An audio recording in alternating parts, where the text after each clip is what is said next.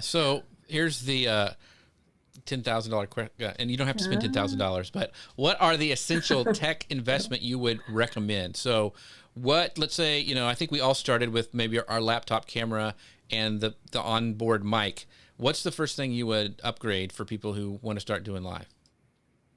Well, you need to spend at least $20,000 to build your live studio. I'm joking. Oh, I'm great. joking. No.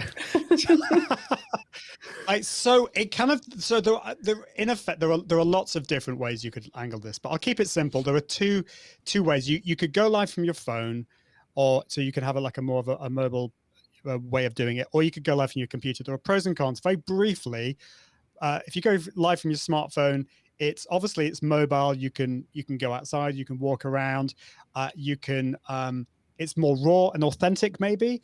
But there are a few things that are disadvantages, such as you can't really easily add branding to it. It's difficult or impossible to bring in guests onto your show. Instagram, you can do that. Facebook, I never know what they're doing at Facebook. They take it away and then they bring it back. So there's that side of things. And also you can't schedule your live shows on mobile either. So pros and cons with that. I personally prefer to go live from a computer, because then you can upgrade your microphone and your camera. You can add branding, you can schedule, you can do you bring in guests really easily. And also you can save the video in a much higher quality for later, which is great for repurposing. So let's talk about, so if you're going live from your smartphone, just a regular smartphone is fine. The first thing I would recommend that you upgrade is your microphone, actually, not anything else. For your smartphone, I'd recommend a lapel mic called the Boya. That's B-O-Y-A. And then model number is BY-M1. They need to come up with better names. But anyway, it's a very inexpensive lapel mic. It's really, really good. And then the second thing I would go for is a tripod. So, and you can get a tripod with a little smartphone mount at the top. So that's what I go for phone. But for computer, the first thing, again, I would recommend in upgrading is not your camera, it's your microphone, because people can forgive the way you look in the video if it becomes pixelated.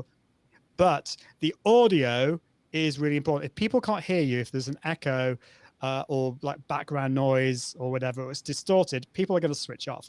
So get a microphone, and it doesn't need to be expensive. Something like the one I really like, I don't think I've got it here, have I? Oh, I do actually. It's this one here. It's the Samsung Q2U microphone, and it's a dynamic microphone, so you need to have it fairly close to you so it doesn't pick up that background noise. And it has USB and XLR, so if you're going to get fancy later on, you can use a mixer with it. But to begin with, you just plug it into your computer via USB.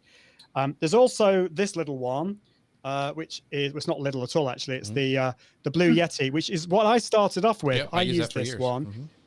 And it's great. It looks really nice.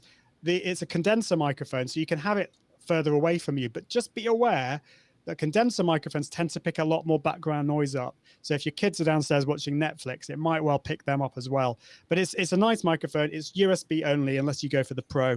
And then I know there are loads of other microphones, but this one, I know Jeff and I have got this. It's the Heil PR40. I love it. It's great. So that I would start off with that. And then the second thing would be a camera. And if you're using an inbuilt, if you've got like a laptop and you're using the inbuilt webcam, just paying a little bit of money for a webcam will really enhance the quality. And something like it, I think you can now get them, when in the middle of the pandemic, they were very difficult to get hold of, but the Logitech range, something like the C920, the 930, they're really good. And then of course you can level it up from there and go for, much more expensive cameras, but that's what I would go for. There's loads of other things we could talk about. I've actually got a gear guide if you're interested. If you go to iag.me/gear guide, you can see all the gear that I use and a few alternatives.